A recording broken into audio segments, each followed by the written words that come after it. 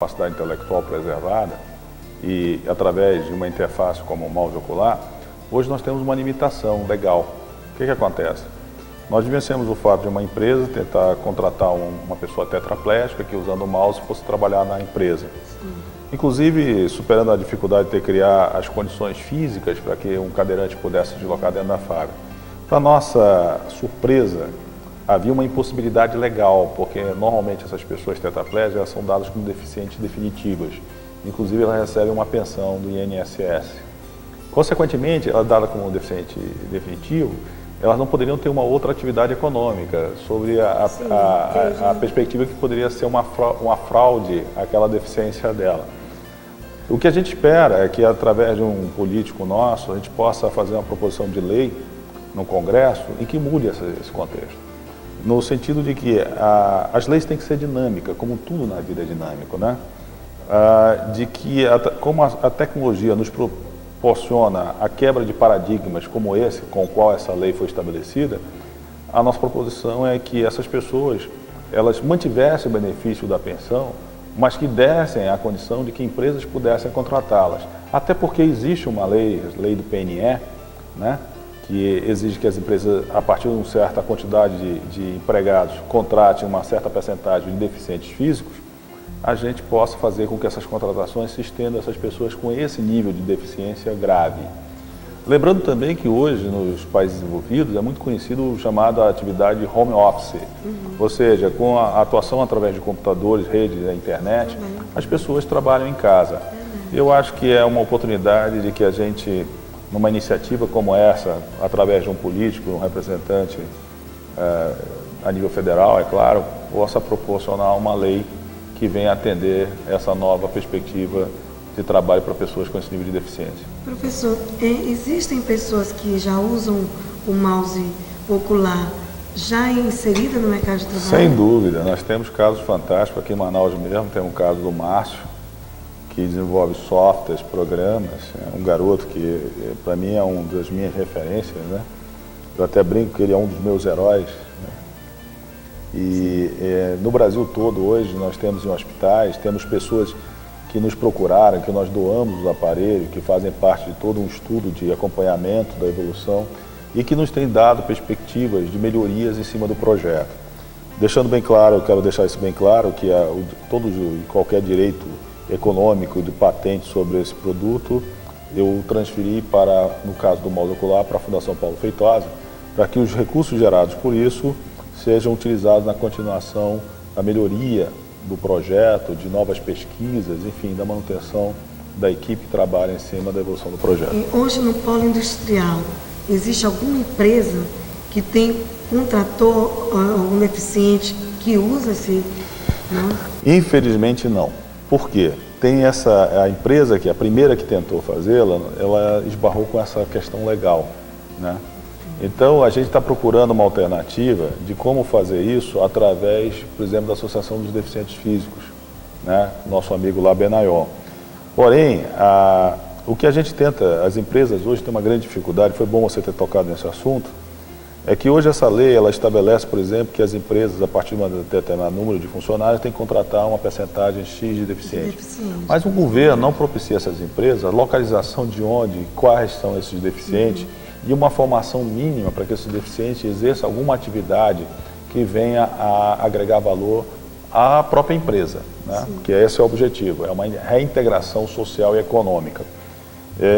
Uma grande multinacional aqui com a qual a gente presta assessoria e consultoria me dizia, olha, professor, nós tivemos que fazer o trabalho de mapeamento em busca desses deficientes. E, para nossa surpresa, a grande maioria, ela não tem a mínima formação ou educação que possa possibilitar alguma ou qualquer atividade dentro da empresa. E nós estamos nos vendo obrigados a preparar essas pessoas para essa atividade. O que denota que realmente as pessoas, ao prepararem, ou buscarem uma lei como essa, que eu acho que em termos morais, éticos, tem todo o valor, elas têm que pensar de uma forma de sustentabilidade, ou que das condições suficientes necessárias para que elas possam serem válidas e exercidas como deveria. Do Instituto Sérgio Cardoso, que leva o nome do seu pai. E o que o Instituto hoje vem fazendo? Qual é o trabalho que vem vem direcionando para a população e para a sociedade? O Instituto, para mim, é, na realidade, um grande desafio e que eu projeto dentro do meu plano de vida futuro como a instituição onde eu devo devotar a maior parte do meu tempo, né? Hoje eu tenho uma atividade empresarial que me toma muito tempo, me faz viajar por muitos lugares.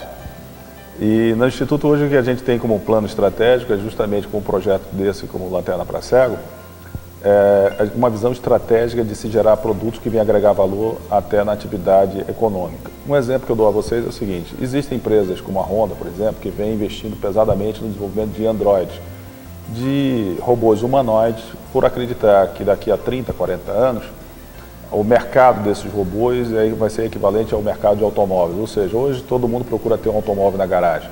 Daqui a 30, 40 anos você vai ter um robô desse que vai ser empregado doméstica, fazer atividade de risco, etc. Sim. E o grande desafio hoje para essa tecnologia de robótica, sem dúvida nenhuma, é a visão robótica.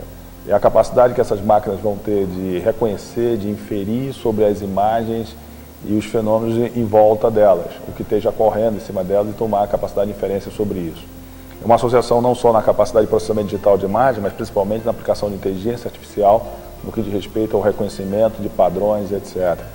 E o que a gente espera é que com projetos como esse de atividade social, nós acabamos por desenvolver novas tecnologias que gerariam patentes e que o Instituto no futuro não tenha dependência única e exclusivamente de uma lei de apoio, que eu acho uma lei importantíssima, de apoio ao desenvolvimento tecnológico, científico, mas fundamentalmente a sua sustentação venha de royalties, de tecnologias que tenham sido criadas e, é claro, a preocupação de a gente criar uma massa crítica local para que nossos conterrâneos sejam a grande fonte de competência para a realização desses projetos. Eu gostaria de finalizar essa visão citando um pensador, Damasio, que ele dizia o seguinte: os socialistas eles se acham competentes em distribuir os recursos, mas não mostram muita competência em obtê-los. Os capitalistas são muito competentes em se obter os recursos, as riquezas, mas não são muito competentes em difundi-los. E a minha esperança é justamente que a gente, nessa nova sociedade, essa sociedade da economia do conhecimento, onde a remuneração ela se faz pela competência das pessoas, nós possamos promover não só a geração da riqueza, mas a sua distribuição de uma forma mais justa e uma forma sustentável, justamente fazendo o reconhecimento da competência, do conhecimento, do aperfeiçoamento que as pessoas vão buscando. Eu gostaria de dar uma mensagem para aqueles que hoje se veem numa situação de desânimo, né? Eu costumo dizer que hoje não existe falta de oportunidade de trabalho. O que há é uma exigência cada vez maior na especialização, na qualificação profissional do indivíduo. Eu posso testemunhar isso a você, que hoje nós temos uma demanda muito grande por profissionais, por exemplo, na área de manutenção de máquinas e equipamentos. Nós temos uma demanda muito grande para planejadores de produção. Enfim, várias atividades, inclusive com nível de remuneração bastante elevado em relação à média que é paga. Agora, o que se precisa, de fato, é nós desenvolvermos a formação de profissionais dessa área, que, como eu falei, vai estar agregando maior valor e, consequentemente, tendo melhor remuneração. E eu gostaria de finalizar dizendo o seguinte, né? Que uma das coisas mais importantes que eu aprendi com essas pessoas deficientes e que eu tenho convivido com esses trabalhos foi saber exatamente a diferença entre o que é dificuldade e o que seja contratempo. A gente descobre que a maior parte daquilo que a gente acreditava ser dificuldade é apenas contratempo. E que nos envergonha até, às vezes, nos lamentarmos diante de algumas situações que achamos tão difíceis que de fato não são, né? É verdade. Professor, eu queria agradecer essa oportunidade de nos conceder essa entrevista. E eu queria que o senhor deixasse as considerações finais, mas antes disso eu gostaria que o senhor desse uma dica de sucesso para o meu público. Eu acho que o sucesso ele decorre do amor, da dedicação, do carinho em relação àquilo que nós escolhemos como nossa atividade. Porque as superações daquilo que se tornam os nossos contratempos, elas são, na verdade, as grandes oportunidades de aprendizado, de crescimento profissional, pessoal. Então, nós entendemos claramente de que nós não devemos nos afastar ou evitarmos aquilo que a gente chama de dificuldade, mas sim buscar nelas as oportunidades de como nós podemos nos aprimorar. Eu gostaria de finalizar, talvez, dizendo um princípio filosófico meu. Eu costumo dizer hoje para as pessoas mais chegadas que a minha busca hoje eu descobri, até como uma estratégia de vida, né? A busca pela mais importante das competências, que é a competência de ser feliz. Esse tipo de reflexão normalmente ela vem muito nessa época natalina, né? Onde nós nos tornamos mais suscetíveis à questão emocional, à sensibilidade.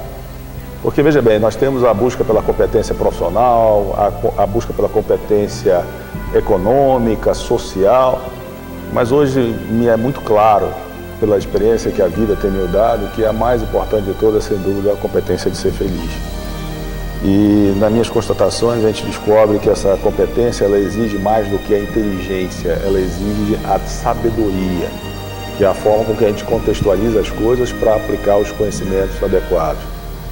E as pessoas, a gente procura cientificamente sempre buscar padrões para a gente poder modelar, reconhecer e a partir dali desenvolver um conhecimento sobre. E das pessoas que eu conheço e que têm essa sabedoria, eu vi que o padrão comum entre elas é, sem dúvida, a sabedoria do amor, principalmente o amor solidário, que eu acho que é o que o Natal nos traz, né? Então eu deixaria essa reflexão nessa época natalina e que a gente possa refletir nos ensinamentos daquele que é o mestre de todos os mestres. E há passados 2000 anos, as suas palavras elas estão sempre vivas no coração de todos aqueles que conseguem perceber na sua emotividade, nos seus sentimentos, o valor maior da vida, que é o de amar. Obrigada. Mais uma vez. Sucesso.com volta já.